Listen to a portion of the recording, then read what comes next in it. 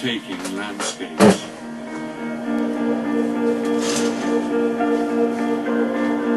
The world's longest railway line, a legend in the truest sense of the word. But for most people, a trip on the Trans-Siberian Railway means something far more.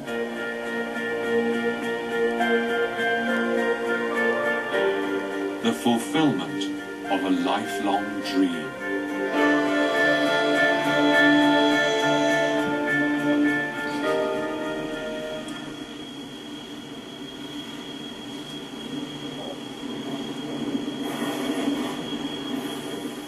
The most popular Trans-Siberian tourist route runs from Moscow through the heart of Russia and Mongolia to Beijing.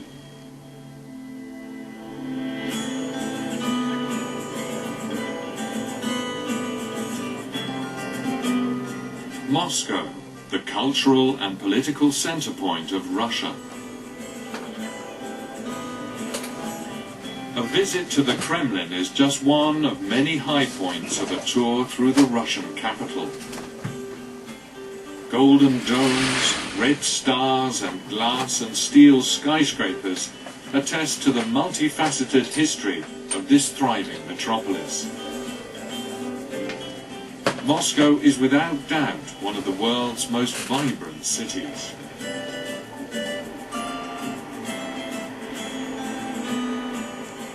Guests of the Tsar and Gold Railway stay at a 4- or 5-star hotel. Some rooms have a splendid view of St. Basil's Cathedral.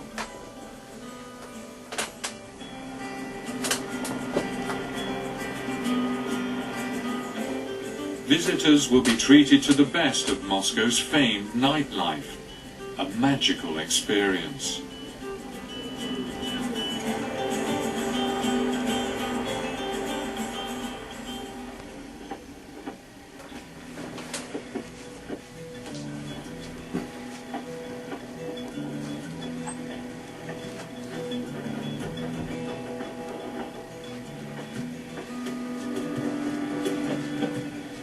Departure from the Russian capital.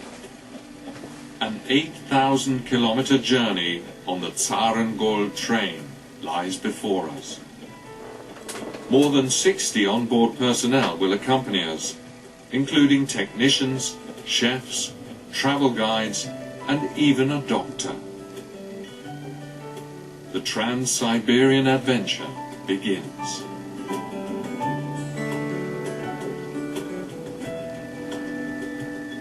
The Bolshoi class offers the most comfortable travel experience, with modern amenities, including private bathrooms.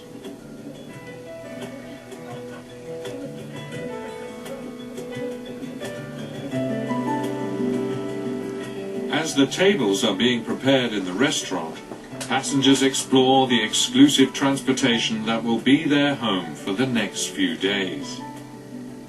Some cars are decorated in a style that evokes memories of the Soviet past. In those days, only the ruling elite travelled in such style. Every class offers a level of comfort and coziness that adds a special flair to this unique and magical trip.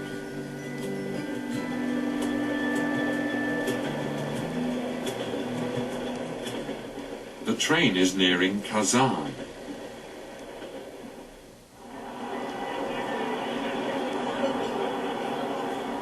Along with their meal, passengers are treated to a breathtaking view of Russia's longest river, the Volga. Our route takes us through Tatarstan, one of more than 20 republics that make up the Russian Federation. The mosques along the way are testament to the strong Islamic influence in this region.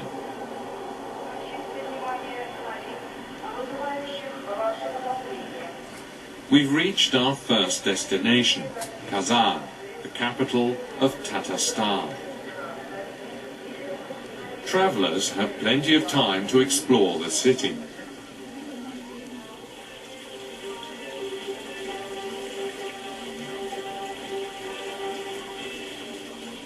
Kazan's Kremlin is an architectural gem, and has been named a UNESCO World Heritage Site. The newly constructed mosque is a special source of pride for the people of Tatarstan.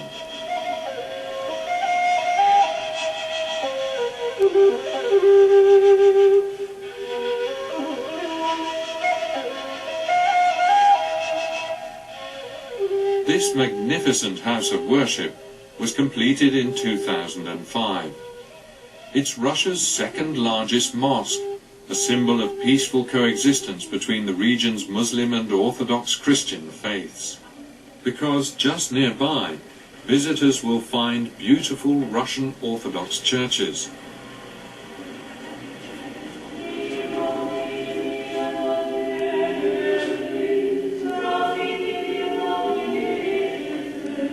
They are just some of the impressive churches that the travelers will find on their trip through Russia.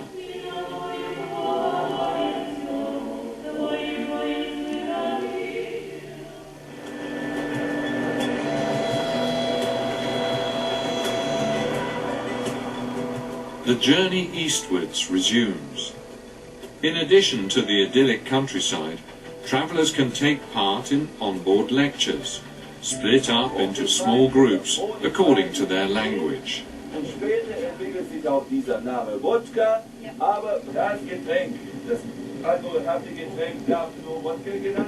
The Russian travel guides seem to have a special passion for the national drink, vodka. But of course words are not enough to convey the true pleasures of this intoxicating pastime. Guests are encouraged to test a variety of vodkas from different regions.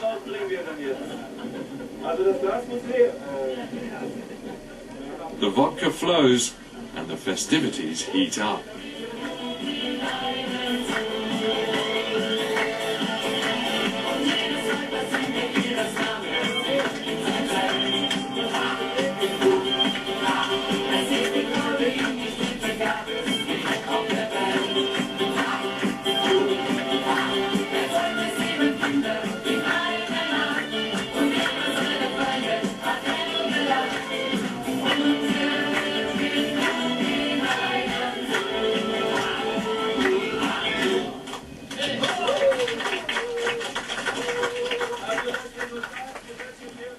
Our next stop, Yekaterinburg.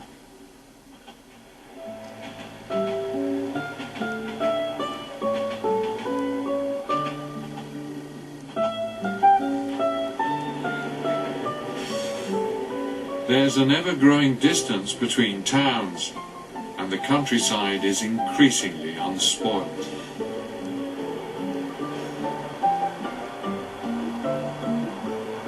At 1,777 kilometers, our train crosses the Urals, which is the geographic border that separates Europe and Asia.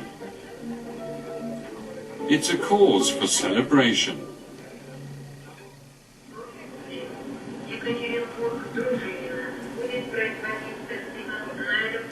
The train arrives in Yekaterinburg.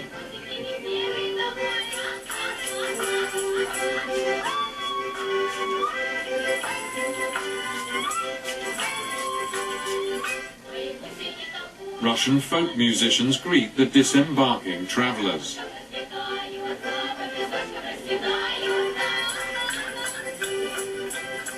And guests are encouraged to take part in the traditional dances, a special way of bridging cultures. There's no need for translators here.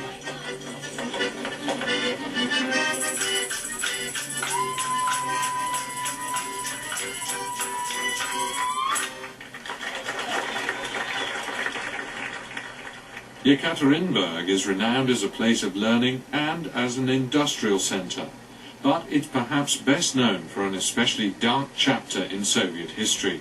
It was here in 1918 that Bolsheviks murdered Tsar Nicholas II and his family. The so-called Church on Blood was built to commemorate the tragic episode. Our train is now travelling through Siberia towards Novosibirsk. Shortly before lunch, the onboard kitchen is a hub of activity. The freshest ingredients and a wide variety of gourmet meals make this trip a culinary treat.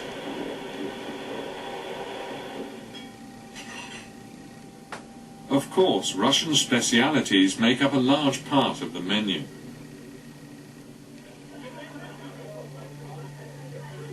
Some 30 on-board personnel operate the train's dining cars, catering to the guests' every wish.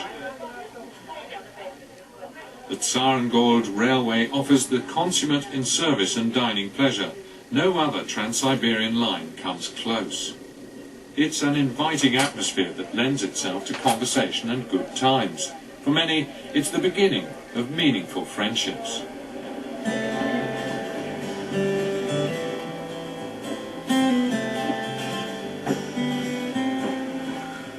We push on through the endless forests of the taiga in central Siberia. The heart beats in time with the clickety-clack of the train tracks as the stress and hectic of everyday life slowly fades away.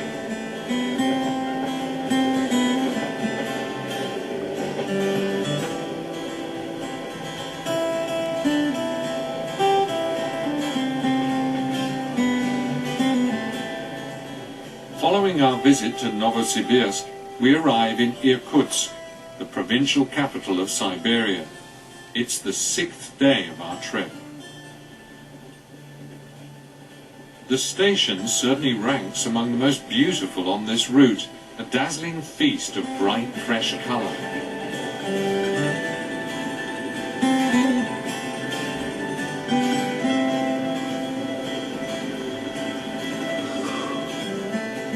The Tsarangord's guests spend a night in a hotel on the banks of the mighty Angara River.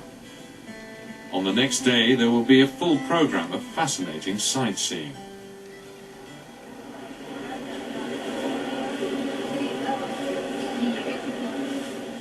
A morning trip to the marketplace. Here visitors find spices from all over Central Asia and also try out another of Russia's most famous specialities: caviar.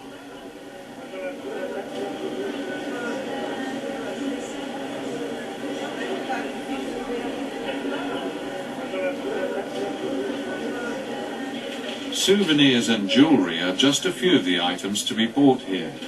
Siberia is rich in semi-precious stones, and Irkutsk is famous for its handicrafts.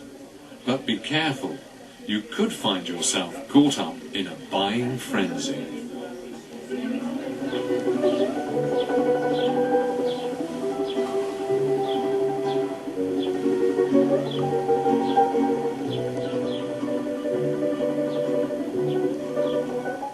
One hour outside Irkutsk, an idyllic Siberian village.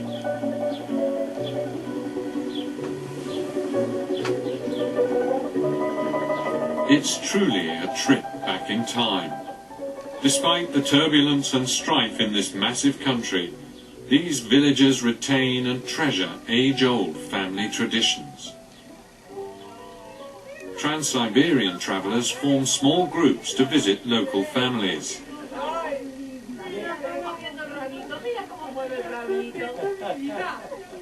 These Spanish travellers gain up-close and personal contact with this remote land and its inhabitants. A father and son have commandeered the kitchen on this day to prepare kotleti, a type of hamburger made of mutton and pork. Meanwhile, the family matriarch Irina serves the first course, another famous Russian speciality, borscht.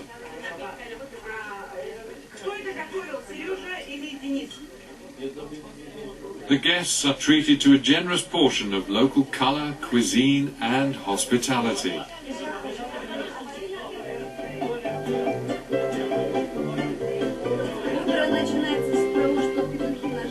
Irina explains how her family survives the treacherous Siberian winters and what kinds of vegetables grow best in this climate.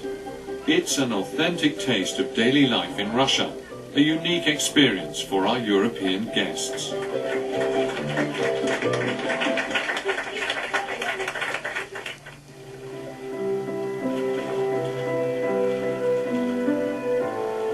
Lake Baikal, Siberia's holy sea.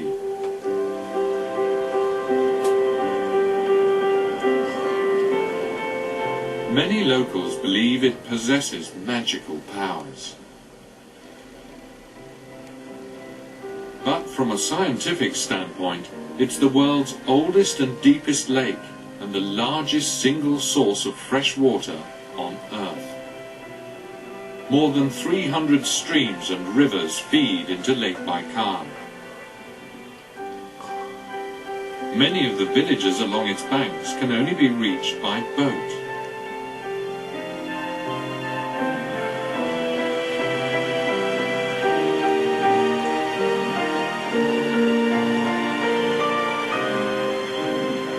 One Siberian legend has it that those who visit this region leave their souls here.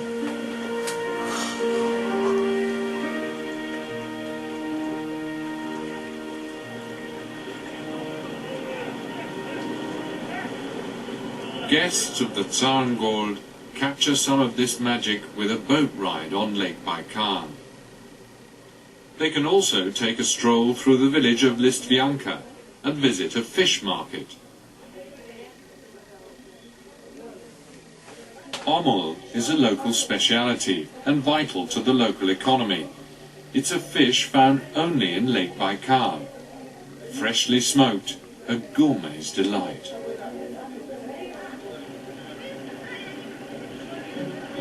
The Zarengold is waiting on the banks of the lake.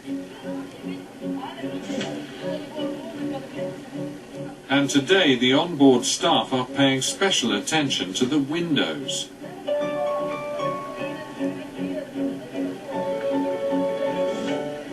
That's because one of the most beautiful stretches is about to begin, the ride along the magnificent Lake Baikal.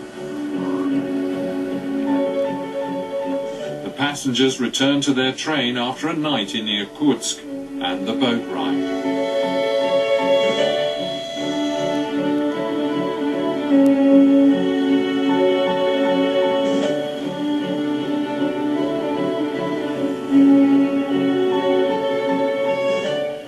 This stretch of railway has been off limits to normal train services for years, but the Zarengold Express has special permission to pass through this captivating region.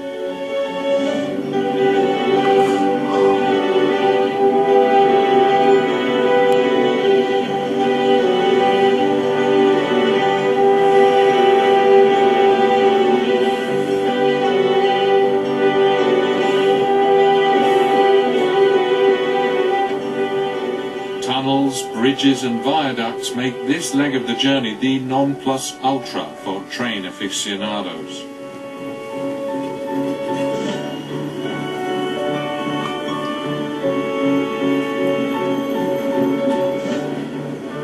Passengers even have the opportunity to spend time up front in the locomotive.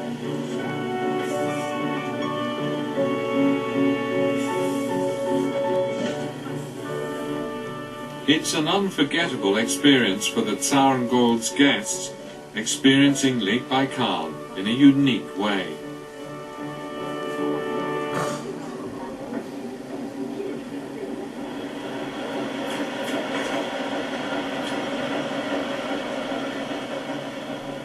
Our next stop, the village of Polovinaya.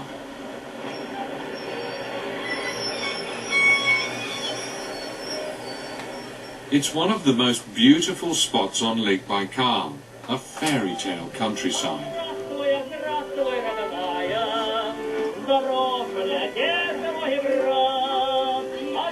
Here the guests take part in a traditional Russian picnic with musical accompaniment.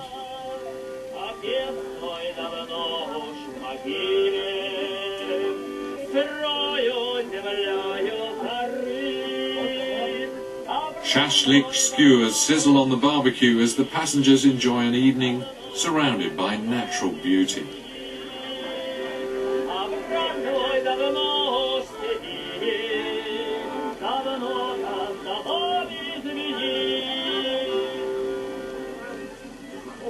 Every view is picture postcard.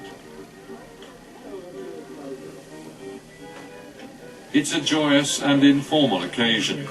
The Lake Baikal picnic is another high point of this journey. By now, the guests have learnt a thing or two about vodka, and on this evening, it flows freely.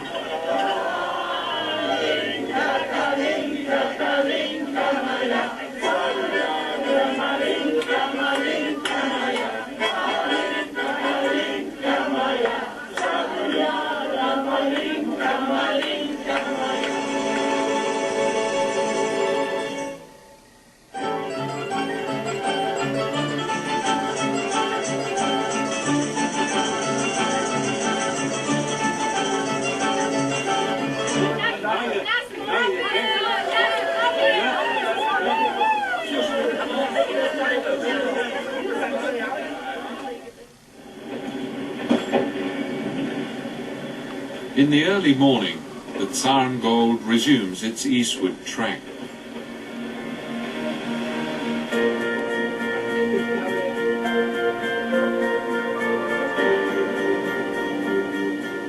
The route crosses through the Republic of Boyatsia, on the way to Ulan-Ude.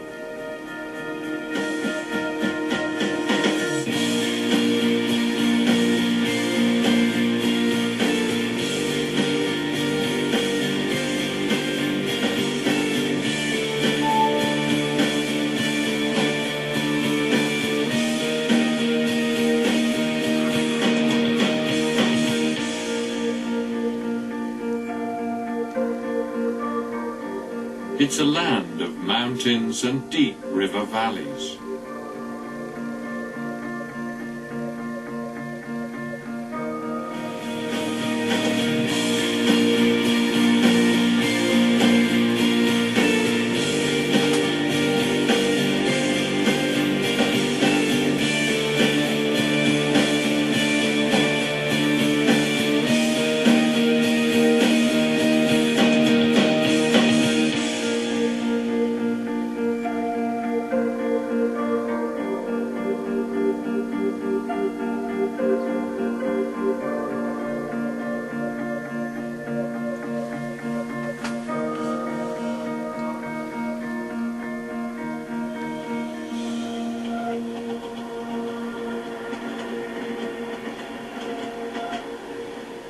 After 5,640 kilometers, our train has reached its last stop in Russia, Ulan-Ude, the regional capital of Boyatsia.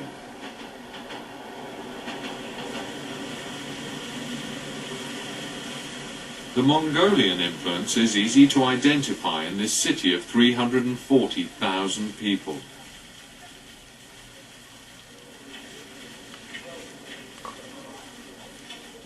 Here too, passengers have the opportunity to walk through the streets. Among the tourist attractions, the Lenin Monument, purported to be the largest bust of the communist revolutionary. These guests had the good fortune to be on hand for a dress rehearsal of the impressive National Opera.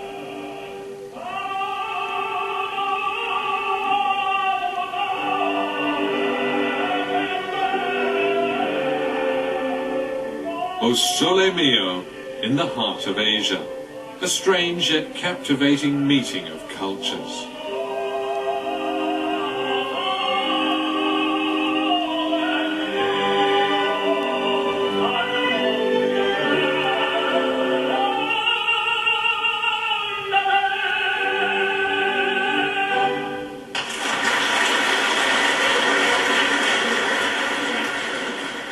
The Zarengold train crosses into Mongolia. Our next destination is Ulaanbaatar.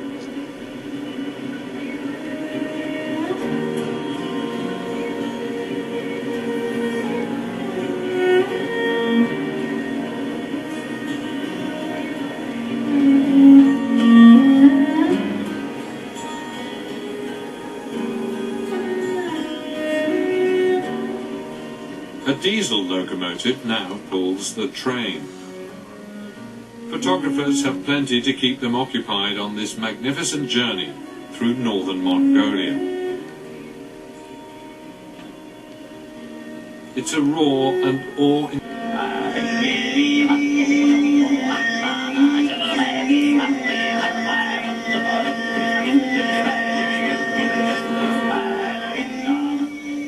Traditional singers entertain the Tsarangol guests, setting the mood for a true Mongolian experience. This unusual singing technique is one of many cultural traditions honoured and kept alive here. Their national identity is important to the people who live here. This is the second largest landlocked country on Earth, yet only 3 million people call it home.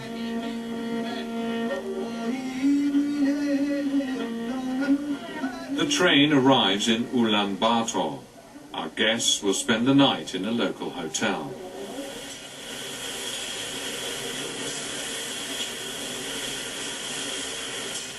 A typical Mongolian grill restaurant provides the evening meal. Preparing the dinner is a show in itself. It's obvious the young chefs enjoy the attention.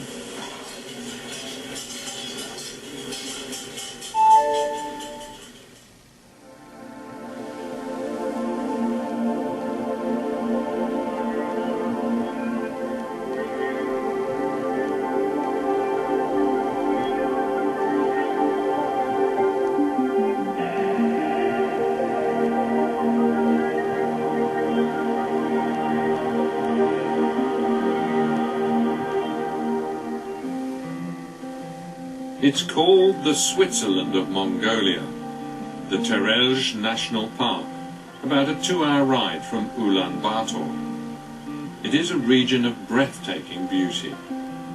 Yaks and horses graze on verdant meadows, an exhilarating and memorable scene.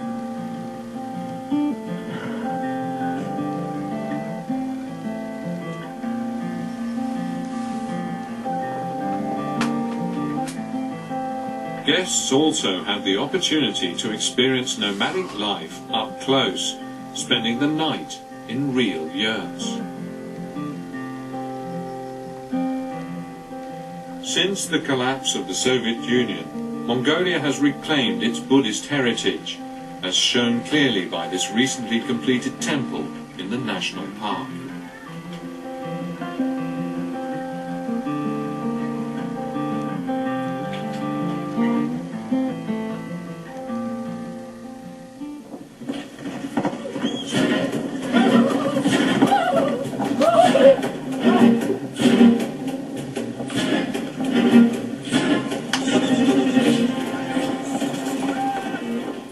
The Mongols have a long tradition as master horsemen and once used these skills to conquer much of Asia.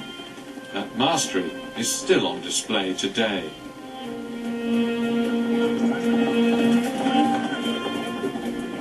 This Nadam festival is a ritual competition, pitting the very best riders against one another.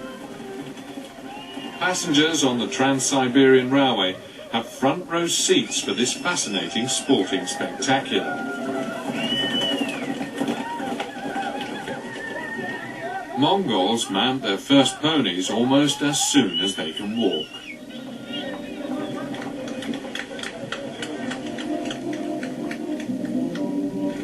The traditional Nadam consists of several disciplines, including wrestling.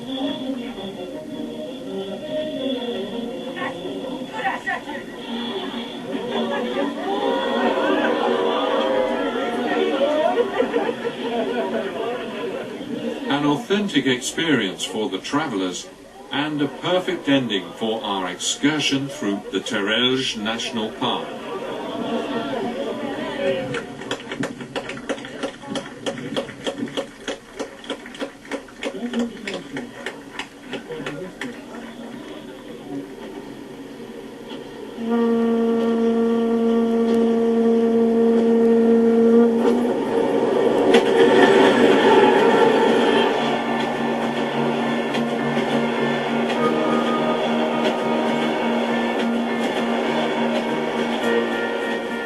The journey continues. Mongolian steppes slowly transform, becoming ever drier and barren. A desert.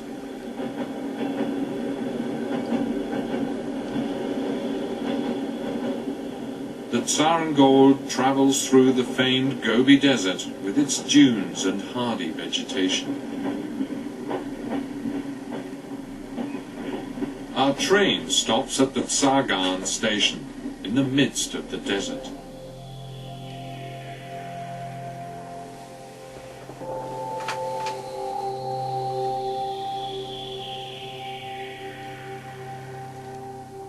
Time for a hike.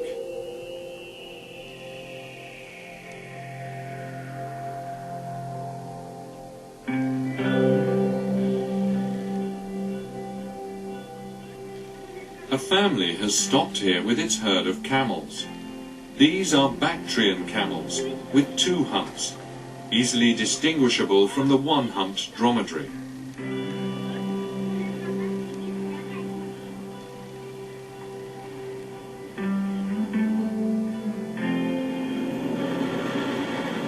After a 2-hour stop, the train is rolling again.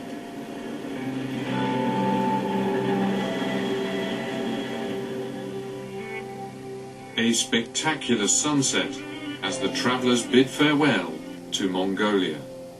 Just one more night separates them from their final destination, the Chinese capital, Beijing.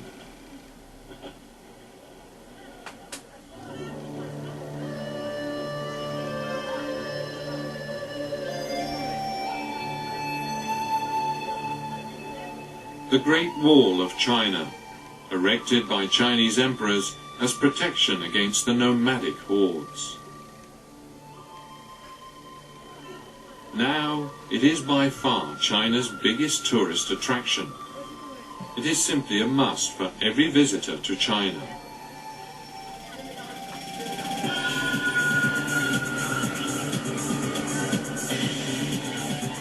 Beijing is one of the world's most dynamic cities, a melting pot of contrasts, pitting unbridled capitalism against a communist regime.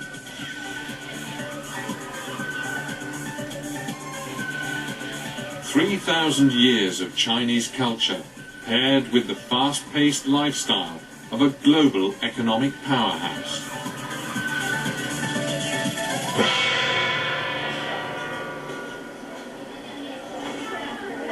And of course there is Chinese cuisine.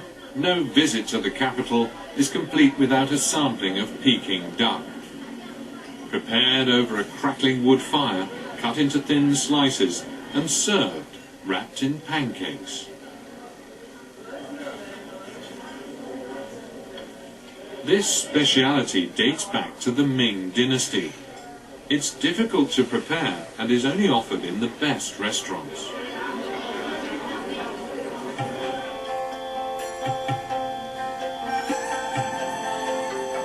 Our guests have travelled nearly 8,000 kilometres. It is without doubt one of the most multifaceted journeys they will ever experience.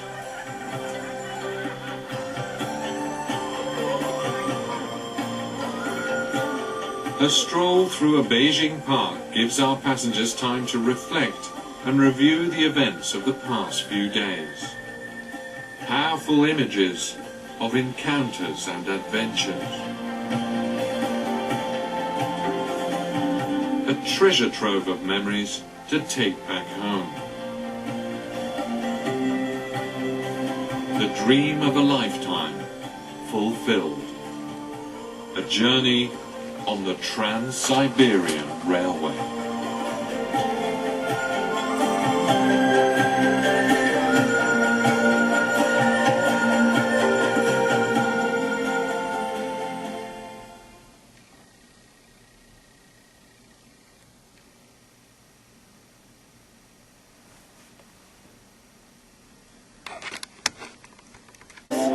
For 100 years, these little trains have climbed through the clouds and into the wonderful world of Indian Hill Railways.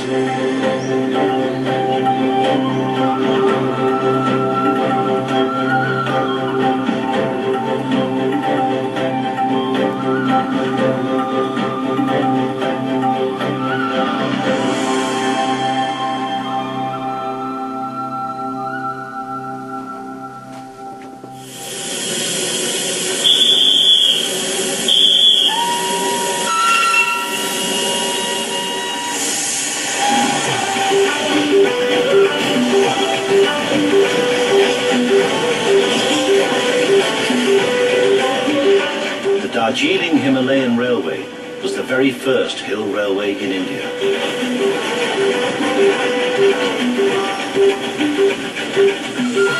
Referred to as the DHR for the last 125 years, it's ferried passengers on an improbably narrow 2 feet wide track into the Himalayas and to Darjeeling.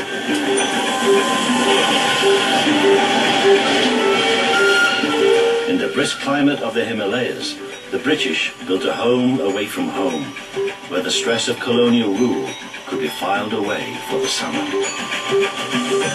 Like the tea and the Gurkhas, the train has become an indelible part of the identity of these hills, and it touches the lives of everyone it meets on its narrow, twisting climb. This is the story of the Darjeeling Himalayan Railway.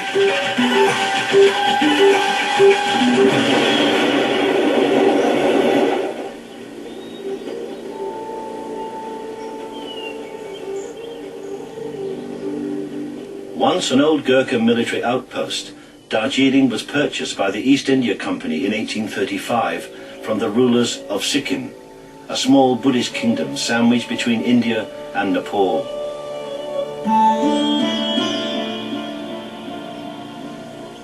The British established a sanatorium here for its soldiers to recuperate from the duties of empire.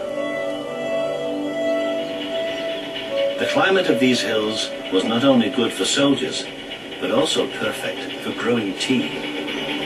And it was tea which finally put Darjeeling on the world map. The new British settlement attracted clerks from Bengal, traders from Tibet, and most conspicuously, porters from Nepal. Today, the most common language in Darjeeling is Nepali, and the migration from Nepal has never stopped.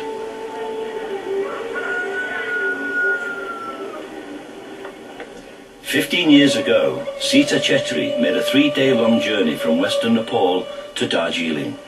She came to be with her husband, a migrant station porter.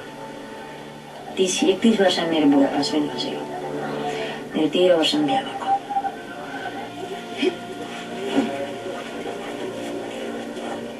With 5 sons to feed and educate, Sita decided to take over her husband's